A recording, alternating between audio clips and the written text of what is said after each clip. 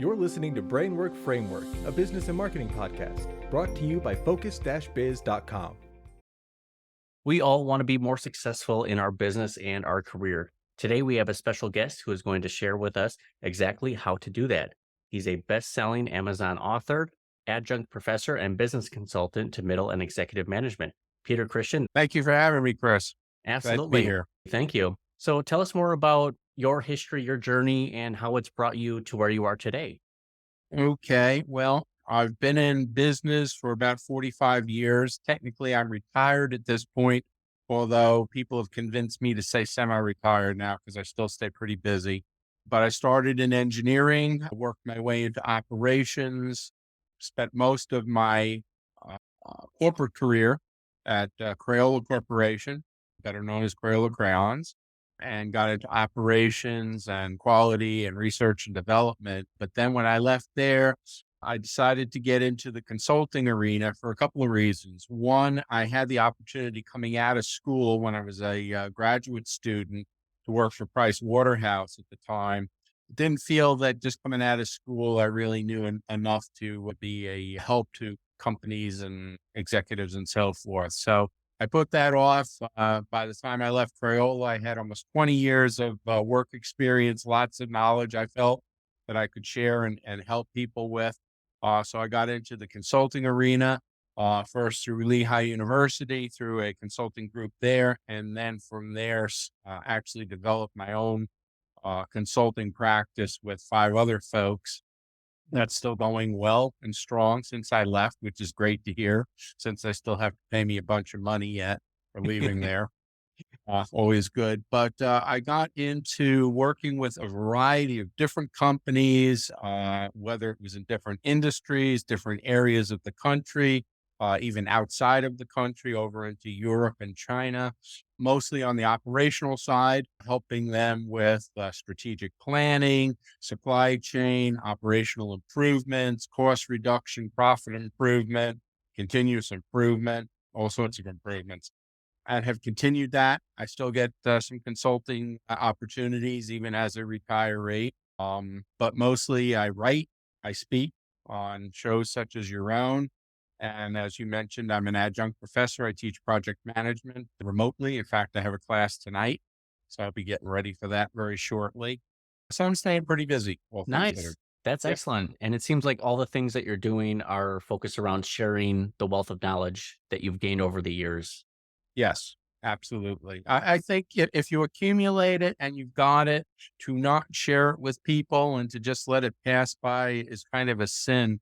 So I'm trying my best to share where I can with people, and hopefully they will gain through the benefits of whatever I tell them. Absolutely. It is a huge benefit. We have to understand more and learn more in order to grow and be more successful. But learning is only that first portion that we need to take care of. It's also the action that comes after what we've learned. Yep. Having the knowledge and not doing anything with it is a sin also. So you really need to do something with what you learn. Absolutely. I had seen one of your books. I haven't purchased it yet, but I really like the title and the description about it, the influencers and influences book. Yes. Can you tell me That more was about? actually book number 2. Nice. Do you want me to speak a little bit to that? Yeah. Tell us more about that one and what it's all about and how that came to be. Well, like I said, it was my second book. I hadn't really planned on it, but the person who was helping me with the first said, well, nobody ever writes just one book. Okay. So I guess I didn't want to be the first. But I started to think about why I think the way I do, why the way I act the way I do, make decisions and so forth. And it went back to both the experiences that I had in the working world and even in growing up, but also the people that I came across who influenced me in one way or another positively. They were helps to me. They gave me great advice. They helped me when they saw that I was struggling, whether I asked for their help or not, because they were just concerned about me. And similarly, the people who did have my best interests at heart, you learn a lot from them as well about some of the things not to do and how you really need to know who you're dealing with and to vet them very, very well, because they can be leading you down the wrong path, and you certainly don't want that. And also you find out that they're doing things that you don't think are all that great and you try to avoid them. So you learn from both experiences.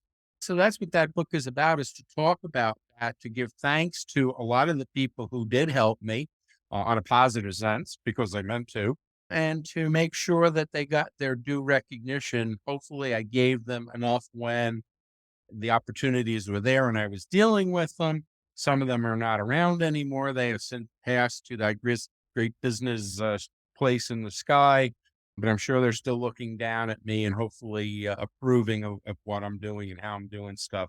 But to give thanks to them. And that's another part of that book is you should always give thanks to the people that are helping you because nobody really ever makes it on their own one way or the other. There's somebody there who's giving you a hand in one way or another, and you need to make sure that you show your appreciation and give thanks for what they're doing. I 1000% agree with you. It is all the past leaders and business managers that have shown me what to do right. And unfortunately, some of them do things in the wrong way, but we Yep. also use that as a learning experience. Okay, so read all about that book now. Go get it. I'm gonna go get it. No It's more. free. It's free Yeah. with Kindle Unlimited, I believe. I just got to Well, sign up yes, it for. is. Excuse them. Hey, Hopefully they'll learn from it and they will appreciate the people that are helping them. They'll recognize it and appreciate it.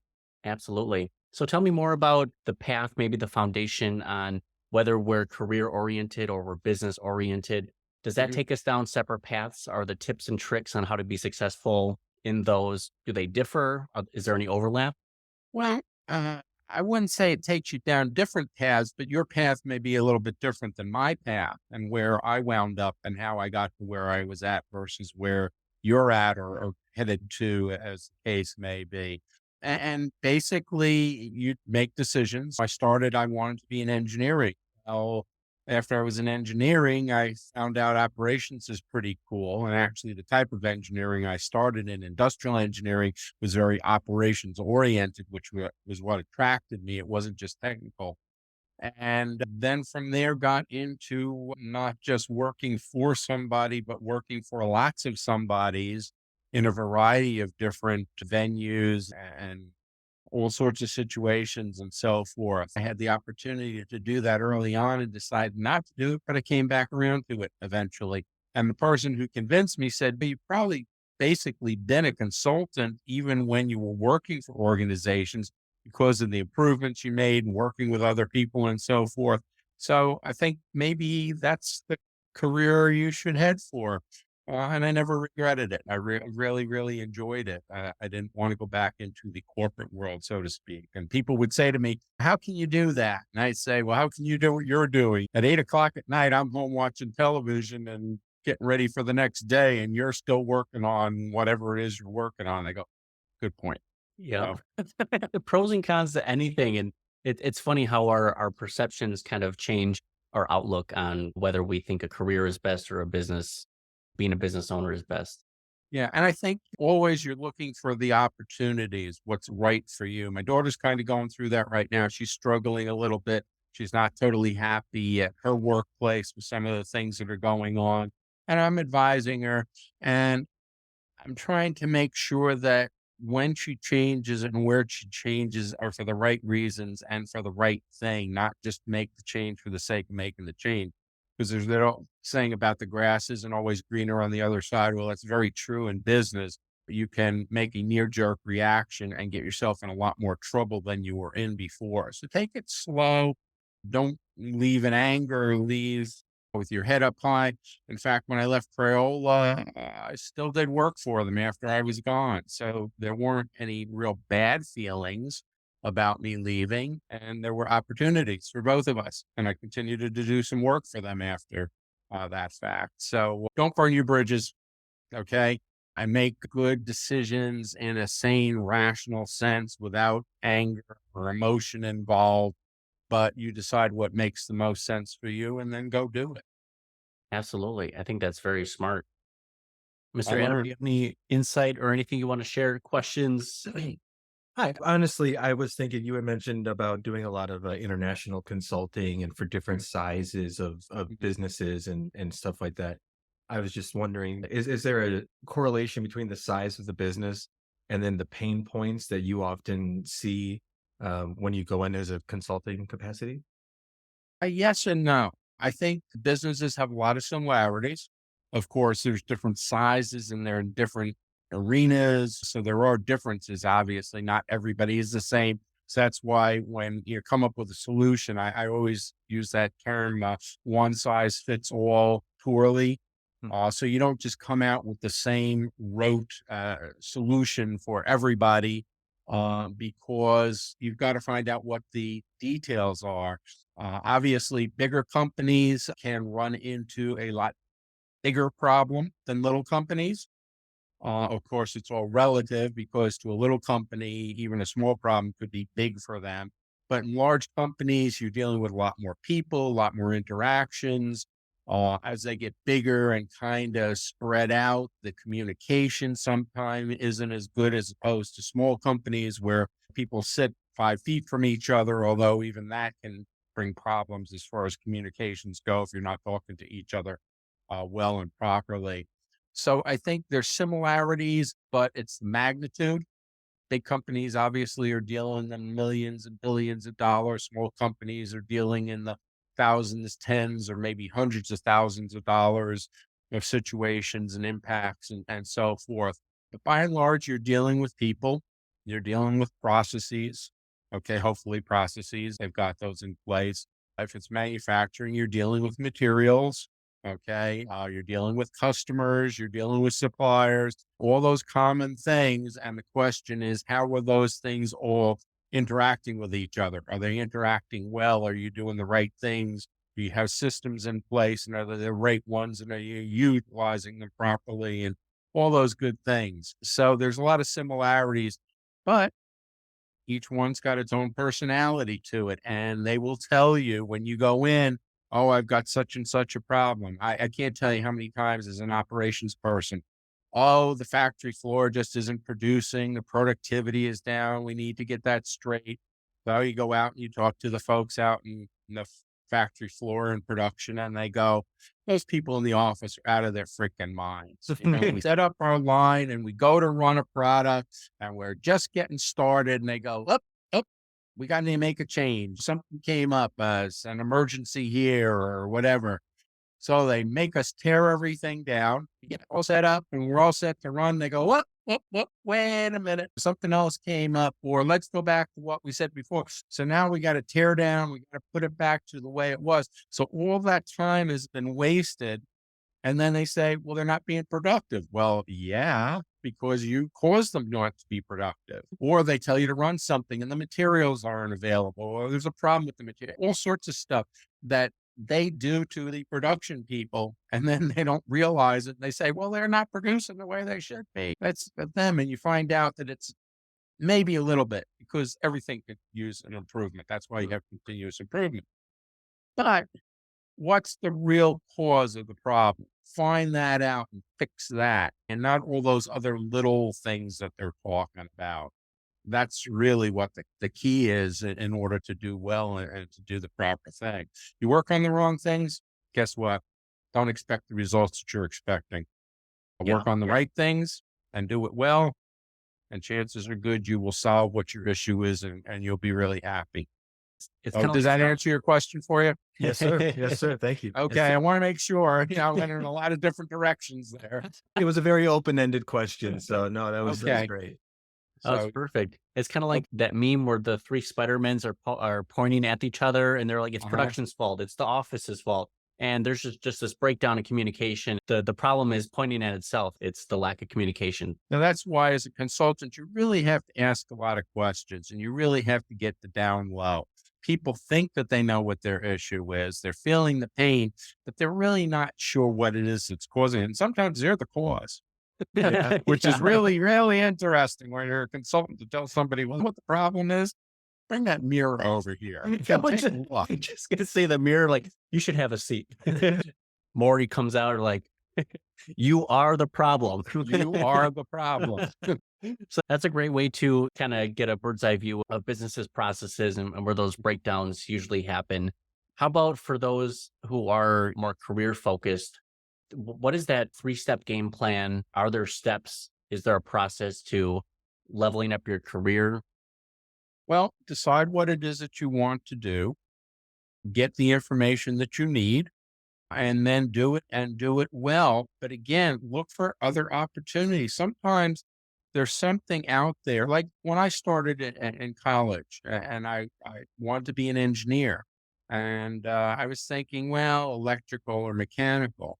Well, fortunately for me, the school, which was Rutgers University, had a 12 or 14-week orientation program. And every week they would have a different engineering discipline come in and talk about what their program was and what they did and all that stuff. And this thing called industrial engineering came up, and I had never heard of it before. And I was really intrigued. So I went home for the weekend and I said to my folks, and I didn't have to declare my major yet. The first 2 years, you kind of took general engineering courses and accounting and all that stuff. And then you got into your specifics. Maybe you had one or two classes. And I said, this industrial engineering really has a lot of intrigue to me. So I explained it to them as well as I could and got more information and they got more. And that was the path that I went on. Uh, but I never intended to do that to begin with. Now, if I had stayed at it, we probably wouldn't be having this conversation. I would have been a wonderful, hopefully, electrical or mechanical engineer or whatever else, and would have never gotten into some of the stuff I got into. But I did through my experiences. Again, I started engineering and I wound up in quality and research and development and operations. So I got a variety of different experiences and I took those opportunities because they were of interest to me. And then I had to learn about them because I didn't know when I got into them. I didn't know anything real. I knew about quality to a degree, but I didn't know the details of it. So I had to learn about it. And I relied on the people who worked for me to educate me and to allow them to do the things they needed to, and so on and so forth. So I think you need to do that to get the information you need to do the job that you're going to do well, but keep your eyes and ears open for other opportunities. There may be other things out there that you didn't consider, and all of a sudden that opportunity comes. And if it interests you, take it and go Mhm. for it. It's kind of fascinating how just these unique opportunities come about. We were never expecting them, but literally that door opens and it's up to us if we want to peek inside, if we want to go through that door and make the most of that opportunity. And who knows where all those different branches and paths are going to lead us to. We just have to go in and do it. That's not to say that you spend all your time looking around at all the other opportunities and stuff. You still have to focus on what you're doing. But like I said, keep your eyes and your ears open. You just never know. A lot of people that go into the consulting world don't stay in consulting for a long time. They wind up working for a client who thinks that they're pretty darn smart and good and could be a good add to their organization. And they wind up working. In fact, I think a lot of the big consulting firms want that for a lot of different reasons, mostly because they now have somebody who they think is loyal to them, who is now in whatever large industry, and they're going to throw business their way. So there's all sorts of stuff that's going on. You, I've you seen that just happen never a few know. times. Absolutely. There was a guest I had on about a month or two ago, and he was a part of one consulting firm, and it ends up that one of his clients ends up Mhm. hiring him, and now he works for them. Yeah, It's like you never know where the opportunities are going to present themselves, which is why it's so important for you to show up every day and make sure you're willing to learn, positive attitude, and just keep making those positive changes. yep, absolutely. Excellent. What is one piece of advice that you wish you knew sooner? There was one huge aha moment that you're like, wow, this is what I've been missing my entire life, or just completely shaped the way that you look and view at business or life. Not all the people you're going to come across are either the nicest people, the most competent people, okay, or people who have your best interest at heart. When you go out in the world, you're kind of naive. You think that somebody's going to take me under their wing, or they're doing it because they really like me. Well, they may have other reasons in mind, or they're trying to keep you from becoming the best that you can be.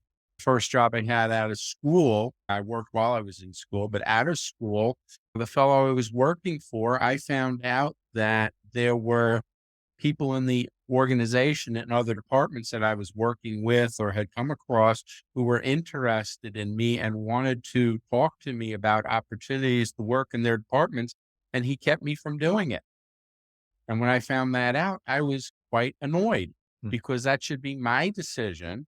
And quite honestly, I would think that a good manager or somebody wants to see his people grow and thrive and do well, would encourage them and not make that decision, maybe be part of it. If an opportunity came and you looked at it, then you could sit and talk about it and the pluses and but if you just cut them off because you think that you're going to keep them, well, guess what? It wound up being exactly the opposite. I got so ticked off that I wound up leaving the company because of that. I thought if you're going to keep me from possible other opportunities, then I'm not going to stay here. I had a lot of professors who worked in the real world before they became professors. So they knew what the ins and the outs of the business were, and they could give me some good advice. Nowadays, a lot of the professors are just professors. They don't work in the real world. They work in the academic world. And it's hard for them to give you advice on that because they're not experiencing it themselves. So they don't know. That's why I'm trying to do some of the stuff I'm doing. And I spend time with students and encourage them and try to mentor them and give them the best advice that I can.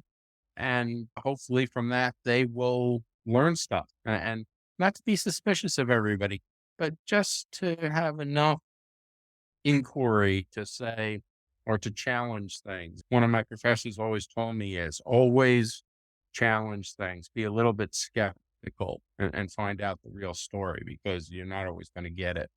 Absolutely. We can't just go in thinking everyone has our best interest in mind. It's not sunshine and rainbows. We really have to have that skepticism about us to make sure that we're asking the right questions and we question people's motives and what's in it for them. So that way we make sure that we're not getting the short end of the stick. Yeah. And the other side of the coin is don't be paranoid where everybody's out to get you. That ain't true either. Okay. Just constantly looking over your shoulder. Yeah. There's not that dark, shadowy figure following you and trying to do you in. There's no Boris Badenoff after you trying to blow you up. It can feel that way sometimes, but we gotta They could, try but to stay that's positive. absolutely. That's brilliant. So as an example, when you go into consult with a business and you're trying to help them improve, what does that look like? I'm sure a lot of it is kind of you're getting a bird's eye view of their business. You're trying to understand their goals or what their pain points are. Can you kind of take me through that process? Sure. Well, first of all, there's the inquiry to find out if somebody has an issue or they think that they have an issue. And that gets you in the door to at least talk to them and to tell them a bit about who you are and some of the things you've done with other organizations and how that might impact them. Although, again, just because you did a fix for one company doesn't mean it's going to be the same fix for them and the result's going to be. But anyway, you need to listen to them. I always like the term, what keeps you awake at night? Or the question, what keeps you awake at night? That's a good opening question because that opens up all sorts of floodgates and basically says, what is it that's really bothering you? You probably have a million problems, but what's the one problem that really bothers you and you spend a lot of time on it to the point that it even keeps you awake at night thinking about it? And they open up and they tell you they may not have thought about that when you were coming in. The other one is when you come up with the solution or you think you do, you say to them, now, if we make these changes, how does that fit with your company's plan, your strategic plan?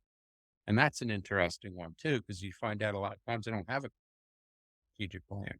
And you go, well, we better come up with where you want to head and what you think this is going to do for you, because we could fix something, but it might not be the thing that really works. There's so many problems that companies have and so many things, and it's picking the right things to work on that are really going to make a difference, because you can work on all sorts of little things and they don't melt wet hill of beans when you get done. They go, we spent all this time and this money and we didn't get the results. Well, yeah, because we're working on the wrong stuff.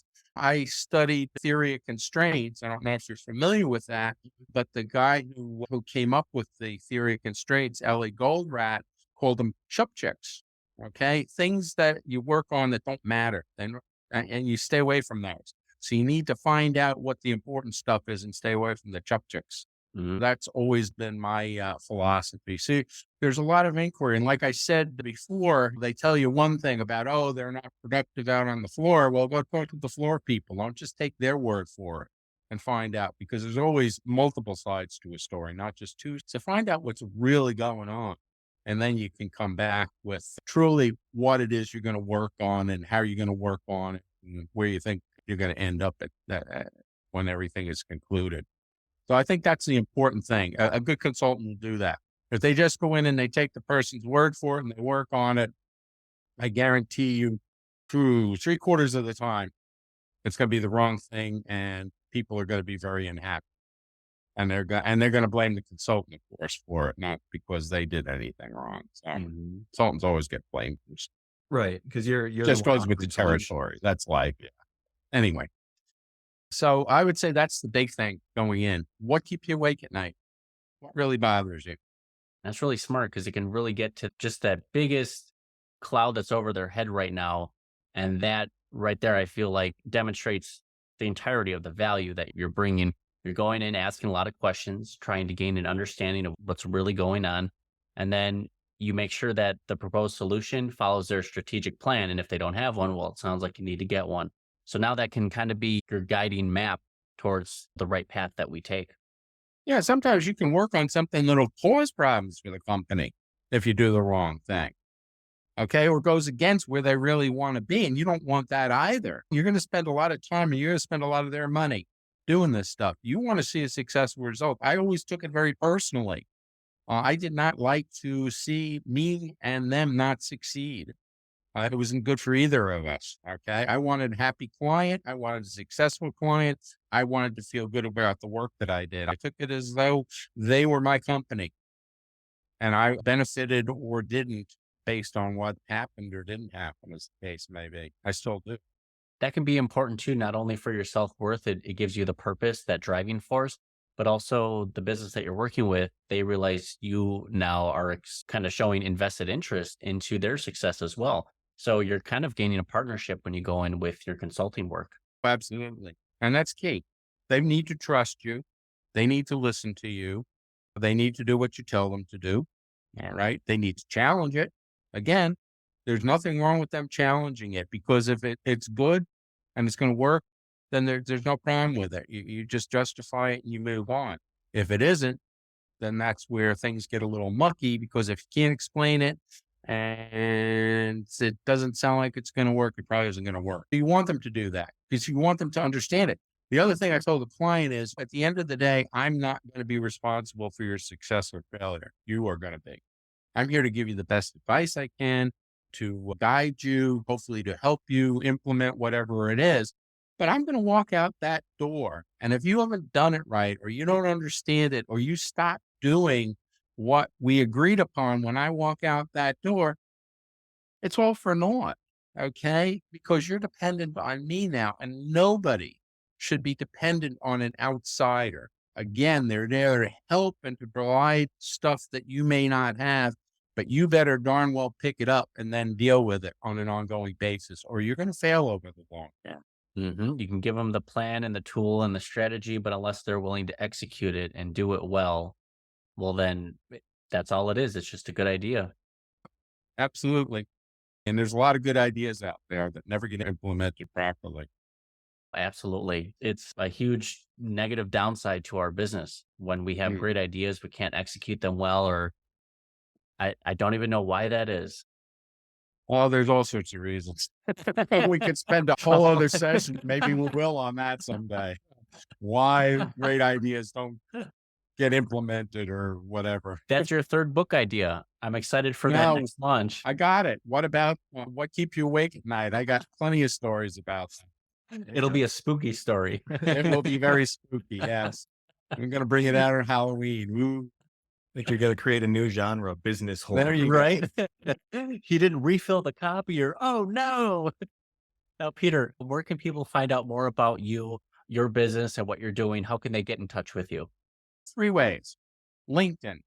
I am on LinkedIn. Look for Peter Christian, author, adjunct professor, speaker, consultant. Look for this gorgeous face. Okay. So that's number one. And number two, I have a website and it's Pete. So leave the R off, Pete Christian Books. Okay. There's a place in there where you can, well, there's lots of places. You can read articles that I've written. You can read about the books. You can send me information or questions or whatever, and we can start a conversation. Of course, do that on LinkedIn. You can hook up and we can talk. And number three is my email address, which is my initials, PH, and then my last name, Christian3@gmail.com. You can send me an email. That's phchristian53@gmail.com and say, I heard you on the show and I thought some of what you said was really good, or I thought it was a bunch of hooey and I'd like to talk to you about it. Whatever the case may be. And we can start a conversation and see where it goes. In a lot of cases, I don't charge for advice anymore, but if it gets really involved, then who knows where that leads to. If I can provide some insight and provide some guidance to somebody, more the better. I'm sure a lot of people out there are curious to know a bit more and are kind of struggling right now. They might have something that's keeping them up at night. So just a quick phone call to Peter here, see if he can help you out with the problem, shed some light on the situation, and help you find your path along the way. Or go buy those books like you're going to do. Exactly. Read them. If you're more self-taught There and you go. self-help. That's it. I love it. Peter, one last question for me. Okay. I never spoke to anybody who's worked at Crayola before. So your time there, do you have a favorite Crayola color specifically? Well, red has always been my favorite color. So I guess it still is my favorite color. I don't know how many they have now, 9 bazillion colors. Like 20 It red. used to be 9. The big box was 64, and then they went to 96, and then they went to 120. I don't know what it is anymore. I've lost track. But red is an all standby. It's one of the foundation colors, right? One of the basics as part of the color spectrum that you can deal with other colors from. So I guess red would still be my favorite color. I love it. I like the granny apple red. That's a pretty solid Granny red. apple? Red? Yeah. I'm pretty Oh, sure. I'll just stick to red. Okay. You can have the granny apple for it. I'll take it. Okay. Peter, thanks so much. We appreciate it. Hope you have a good rest of your day. Make sure you check out the links in the description to find out more about Peter and his businesses and consulting. Again, thanks so much for your time. Hope you have a great day. Thank you again for having me. It was my pleasure.